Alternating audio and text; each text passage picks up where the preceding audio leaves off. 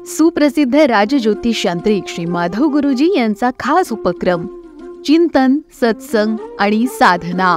सदा सर्वदा योग तुझा घडावा, तुझे कारणी देह माझा पडावा।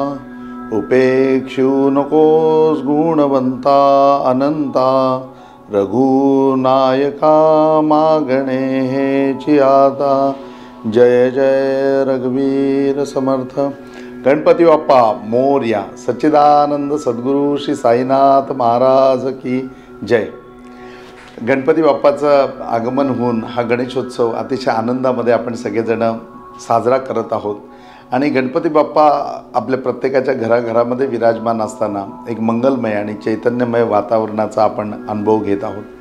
आणि त्याचबरोबर आपली एका बाजूला चाललेली प्रश्नमंजुषा त्यालासुद्धा तुम्ही खूप सगळेजण चांगला रिस्पॉन्स देत आहात। आणि अशा मंगलमय वातावरणामध्ये धर्मही आपल्याला समजतोय आणि सत्संगी आपला होतोय। मग असाच सत्संग मुद्गल ऋषींनासुद्धा खूप प्रिय झालेला होता। आणि आपला शिष्य भुषंडीला देत असतानासुद्धा त्यांना तेवढाच आनंद होत होता जेवढा आनंद त्यांना गणपती बाप्पाच्या बरोबर असताना होत होता, तेवढाच आनंद त्यांना ज्यावेळेला मुद्गल ऋषी भुषंडी ऋषींना हा सगळा सत्संग देत आहेत त्यावेळेला त्यांना तेवढाच अनुभव होतो आहे। आणि तो आनंदामध्ये अशी आनंदमय वातावरणामध्ये एक एक प्रश्न भुषंडी ऋषीसुद्धा आता विचारायला लागलेत। आणि मग आज पुन्हा मुद्गल ऋषी त्यांना सांगतायत की गणपती बाप्पा आणि मी बरोबर होतो।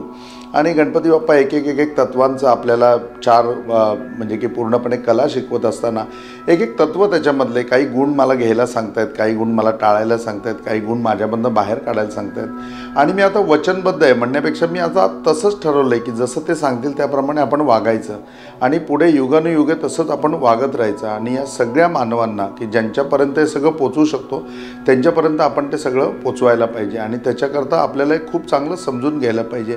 ती उत्कंठा कुठेतरी मुद्गल ऋषींच्या मनामध्ये पूर्णपणे होती। आणि आज प्रसन्न चित्ताने बाप्पांच्या समोर होते। बाप्पांना आवडीचे मोदक असे मुद्गल ऋषींनी बनवून आणलेले होते। आणि ते मोदक गणपती बाप्पाला अर्पण करून झाल्यानंतर ते म्हणले की बाप्पा आज पहिले तुम्ही मोदक खा। आणि बाप्पाने सुद्धा मोदक खाल्ले। आणि मोदक खाल्ल्याच्या नंतर अतिशय प्रसन्न अंतःकरणाने त्यांनी मुद्गल ऋषींना सांगितलं की मुद्गला ह्या सगळ्या कला मला शिकवताना खूप आनंद होतो आहे। का तर सगळ्यामध्ये महत्त्वाची काय गोष्ट असेल तर मनुष्य होणं म्हणजे की पूर्णपणे दुर्लभ आहे। बाकी सगळ्या गोष्टी ज्या आहेत या गोष्टींमध्ये ह्या गोष्टी नाही की ते सगळ्या करू शकतील। म्हणजे मला या सगळ्या कला शिकवायच्यात तर का तर एवढ्या करताच की मनुष्यच फक्त एक असा प्राणी आहे की जो हे सगळं करू शकतो। ते म्हणले खरं आहे देवा, बाकी दुसरं कोणीच करू शकत नाही। आणि तुला महंती माहिती का की या मनुष्य देहाची किती आहे म्हणून? त्याच्यावरती मुद्गल ऋषी म्हणले की हो, मी असं ऐकून आहे की 84 लक्ष म्हणजे की पूर्णपणे योनी आहेत। आणि या 84 लक्ष योनी ज्या वेळेला आपण पूर्ण करून घेऊ किंवा 84 लक्ष योनींमधला आपला फेरा पूर्ण होईल त्यावेळेला कुठे जाऊन आपल्याला मानवी जन्माची म्हणजे की मानव या अवस्थेची प्राप्ती होते, आपण मनुष्य म्हणून जन्माला येतो। बाप्पा म्हणला अगदी बरोबर आहे, 84 लक्ष योन्या म्हणजे तुला वाटलं का किती मोठा तो पसारा झाला। आणि जवळजवळ अख्खं विश्व तुझं त्याच्यामध्ये सामावून जातं। आणि त्या अवघ्या विश्वाच्या प्रत्येक ठिकाणी कानाकोपऱ्यामध्ये पोचल्यानंतर प्रत्येक ठिकाणी तुझा आत्मा जाऊन आला आहे, प्रत्येक ठिकाणी हा तुझा म्हणजे की पूर्णपणे अंशात्मक त्याच्यामध्ये भ्रमंती झालेली आहे। आणि ती भ्रमंती झाल्याच्या नंतर मग तू या मनुष्य देहामध्ये अंशात्मकच आलेला आहेस। म्हणजे त्याच्या वेळेला मुद्गल ऋषी म्हणले की बाप्पा नक्की कसं? त्यावेळेला बाप्पा म्हणले की अरे माहिती आहे का, या वनस्पती ही झाडं हे मोठे मोठे वृक्ष यांच्यामध्ये 20 लक्ष वेळा जन्म घ्यावा लागतो। म्हणजे आपण एकेकाळी 20 लक्ष वर्ष आपण पूर्णपणे वनस्पतीच असतो। त्याच्यानंतर मग 9 लक्ष वेळा आपल्याला पूर्णपणे जन्म घ्यावा लागतो। तो 9 लक्ष वेळा आपल्याला जलचर प्राण्यांमध्ये जन्म घ्यावा लागतो। जलचर प्राणी म्हणजे मासे वगैरे यांच्यामधला जन्मामध्ये 9 लक्ष वर्ष आपली जातात। बाप रे देवा, एवढा वेळ लागतो? हो, एवढा वेळ तिथे घालवावा लागतो। त्याच्यानंतर मुद्गला हे जे सरपटणारे प्राणी आहेत म्हणजे साप, नाग वगैरे यांच्यामध्ये या सरपटणाऱ्या प्राण्यांमध्ये 11 लक्ष वर्ष आयुष्य त्याच्यामध्ये टाकावं लागतं।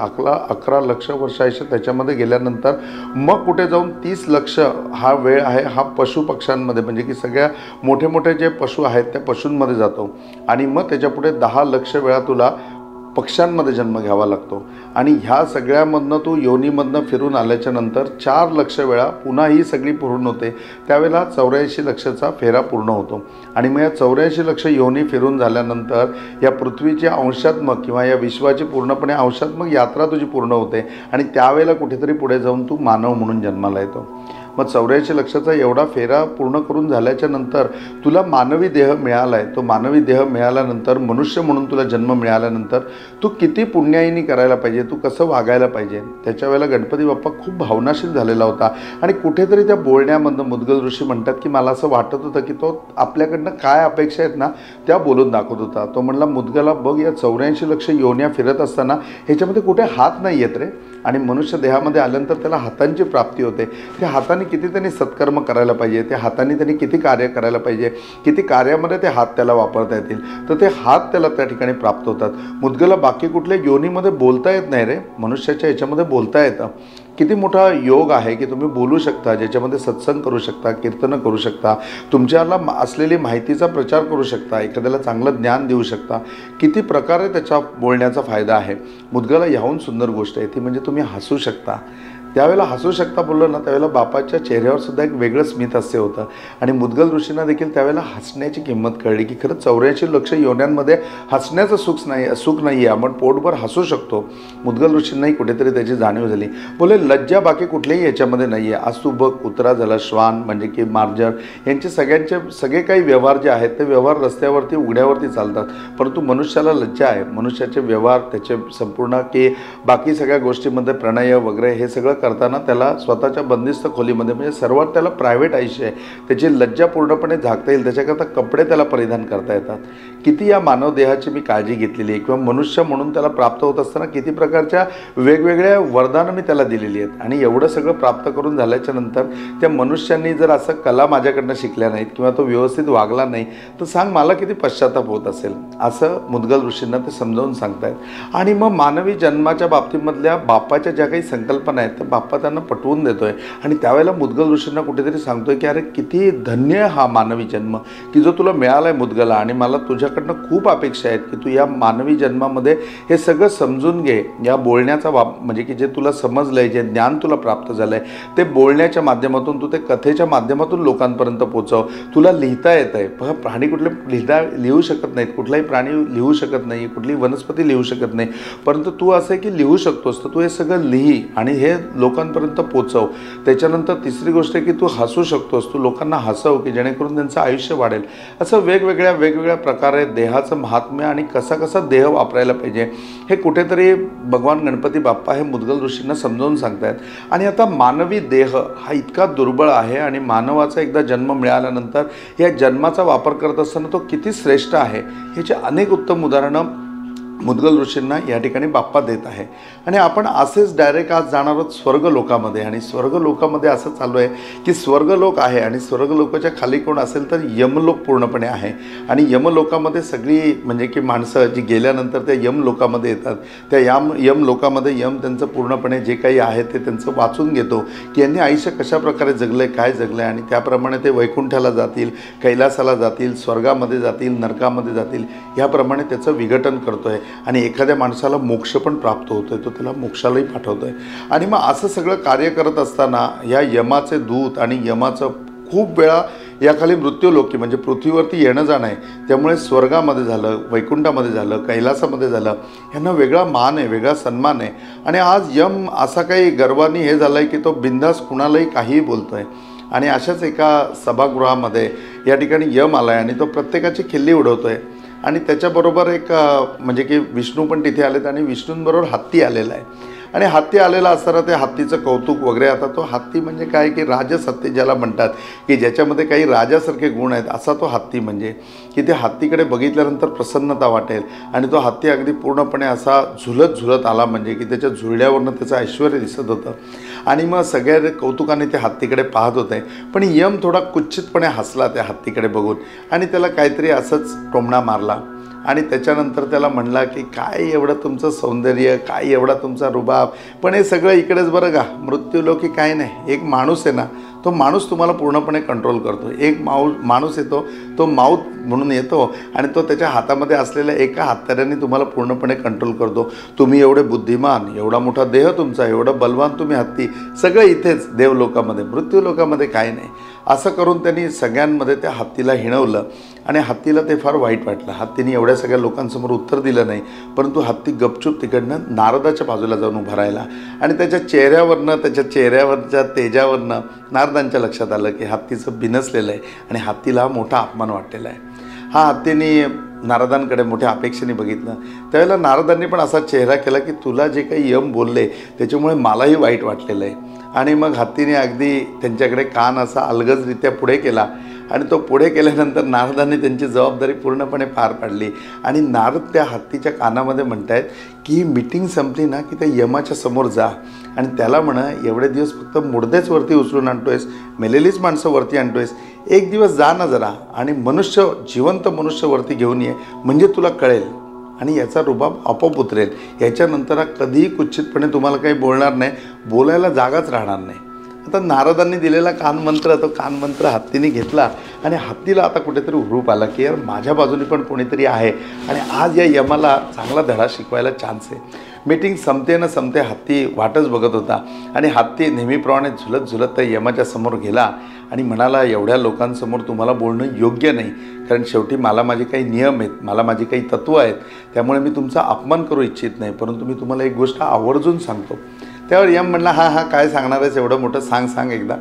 अहो म्हणले तुम्ही खालनं फक्त मुर्देच वरती घेऊन येता, मेलेलीच माणसं आणता, तुम्हाला एवढंच बघायचं आहे ना तर एक जिवंत माणूस वरती आणा. एवढं फक्त हत्ती बोलला जसं नारदांनी सांगितलं आणि त्याप्रमाणे कुचितपणे हत्ती हसला आणि निघून गेला. आता हत्ती निघून गेल्याच्या नंतर यमाला ते लागलं की अरे हो खरी गोष्ट आहे, म्हणजे हत्ती बोललं ते काही चुकीचं नाही, आपण मेलेलीच माणसं वरती आणतोय. मग त्यांनी लगेच तिकडच्या त्याच्या याला बोलवलं, सेवकाला बोलवलं आणि म्हणलं आत्ताच्या आत्ता मृत्यूलोकी जा आणि एका जिवंत माणसाला घेऊन या. ठीक आहे म्हणले. ते दोघंजणं खाली निघून गेले आणि मग खाली निघून गेल्यानंतर मृत्यू लोकामध्ये आले आणि मृत्यू लोकामध्ये आल्यानंतर असं झालं की हा जो प्रसंग आहे हा प्रसंगही खूप सुंदर गोष्ट आहे म्हणजे, आणि कथाकार ही कशी रंगवून सांगतात तशा प्रकारे मी तुम्हाला ती सांगतोय. म्हणजे त्याच्यामध्ये कथाकार असं सांगतात की ते दोघंजणं पुण्यामध्ये आले आणि ॲक्च्युअल प्रस्तुत कथेमध्ये असं आहे की त्यांनी पुण्यात्मा एक उचलून नेला, म्हणजे एक पुण्यात्मा त्यांनी वरती उचलून नेला, पण कथाकार सांगताना सांगतात ते पुण्यामध्ये आले आणि पुण्यामधल्या एका माणसाला त्यांनी वरती उचलून नेलं. तो जिवंत माणूस होता. त्याच्यामध्ये वरती जाईस्तोवर त्यांच्या लक्षात आलं की अरे हा कवी आहे आणि तो नुकताच कुठेतरी कार्यक्रम करून आलेला होता, त्याचं 51,000चं त्याला बक्षीस मिळालेलं होतं. ते त्याच्या त्या शबनम बॅगमध्ये त्यांनी ती अशी शबनम बॅग घेतलेली. त्यातून म्हणतात की तो पुण्यात्मा होता, म्हणजे कथेमध्ये असं म्हणलं की तो पुण्यात्मा होता म्हणून तो एकटाच होता. कथाकार असं म्हणतात की तो पुण्यातला होता म्हणून तो एकटाच होता, त्याला काही सोयरदुःख काही नव्हतं आणि तो असाच कार्यक्रम करून त्याच्या घराच्या बाहेर बसलेला होता आणि तेवढ्यामध्ये त्याला उचललं आणि त्याला वरती घेऊन आले. आता जिवंत माणसाला वरती आणल्यानंतर काय मजा झाली ती बघा. हा वरती आल्याच्या नंतर याला वाटलं की आपली विकेट पडली, म्हणजे आपण मृत्यूलोकी गेलो, आपण मेलो आणि आता काय ते मृत्यूच्या पुढचं काय आहे ते आपल्याला बघायचं आहे. आणि वरती आल्याच्या नंतर हा ज्यावेळेला स्थिर परिस्थितीमध्ये आला की आता प्रवास संपला आहे, कुठेतरी आपल्याला उभं केलं आहे, त्यावेळेला यांनी बघितलं की अरे नाही आपली शबनम बॅग पण वरती आली आहे, आपले त्याच्यामधले पैसे आहेत ते पण वरती आले आहे, आपण अगदी वरती जो झब्बा घातलेला होता तो झब्बा जसा तसा आहे, खाली आपण जी सलवार घातलेली ती सलवार जशी तशी आहे आणि काहीतरी भानगड आहे, म्हणजे की आपण मेलेलो नाही आहे, आपण जिवंत आहे. मग त्यांनी त्या सेवकाला जवळ बोलवलं आणि सांगितलं मला कुठे घेऊन आला आहेत, हे कुठलं शहर आहे. ते बोलले अहो हे शहर नाही, तुमचं मृत्यूलोक खूप खाली आहे, तुम्ही खूप लकी आहात की तुम्ही जिवंत वरती आलेला आहात. इथे सगळे मृत्यूलोकाचेच लोक येतात, मृत्यू पावलेलेच येतात, मुर्देच येतात, पण तुम्ही आहात ते तुम्ही जिवंत आलेला आहात.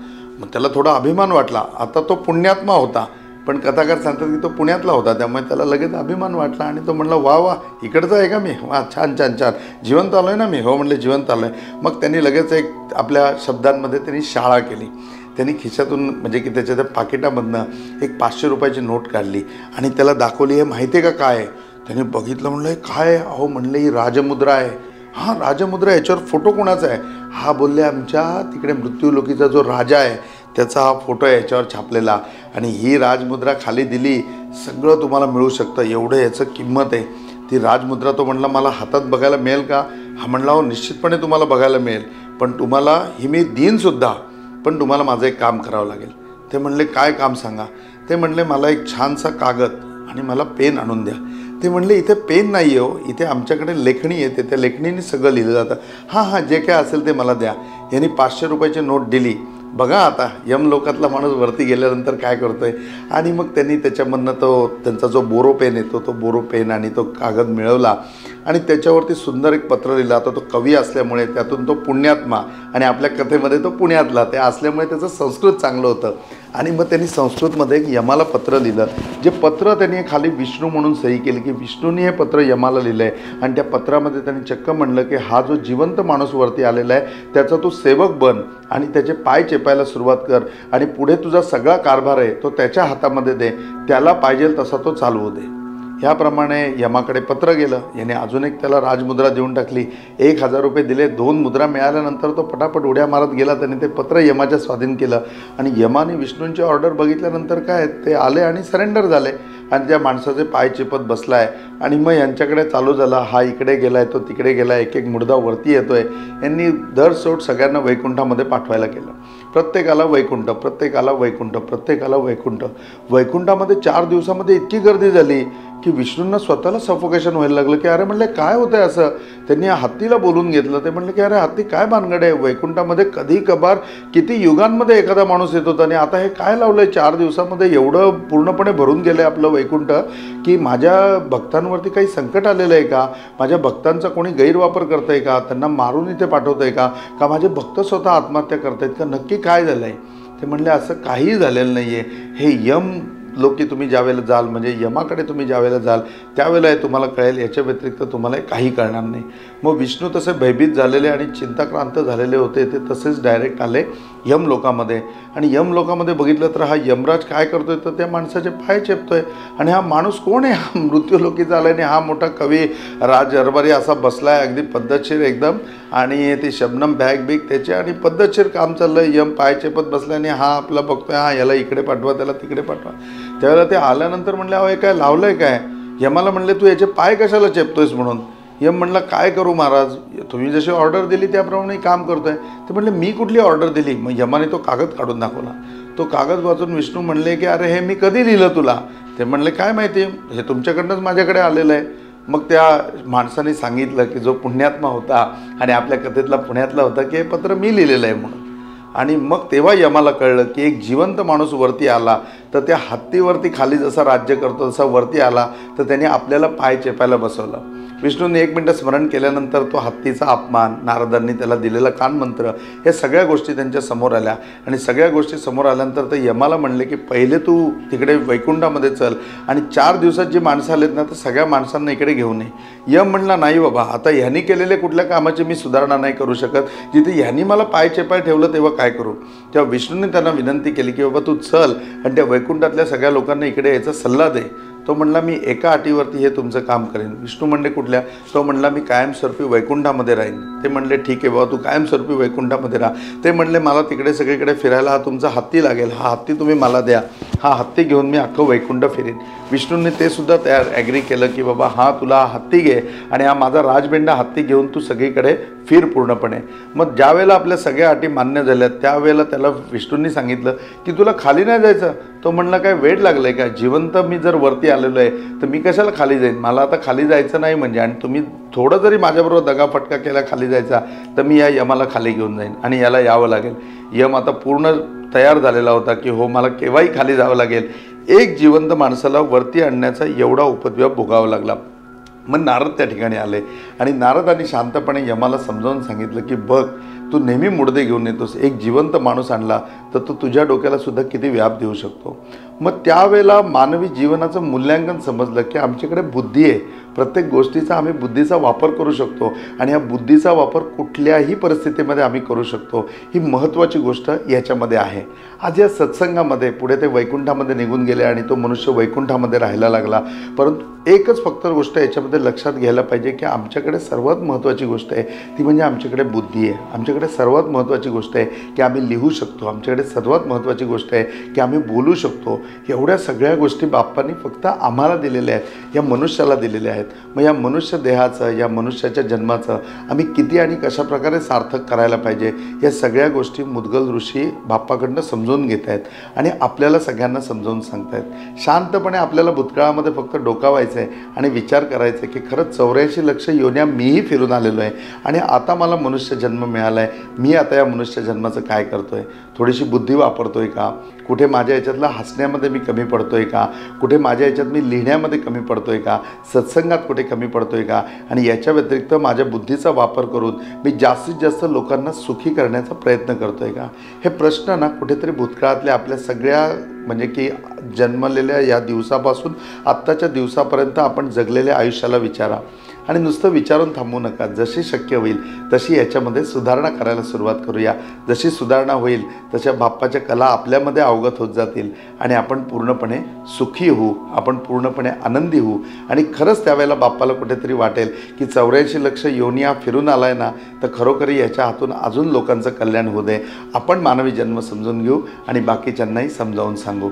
आज इथेच थांबूया. ओम साईराम.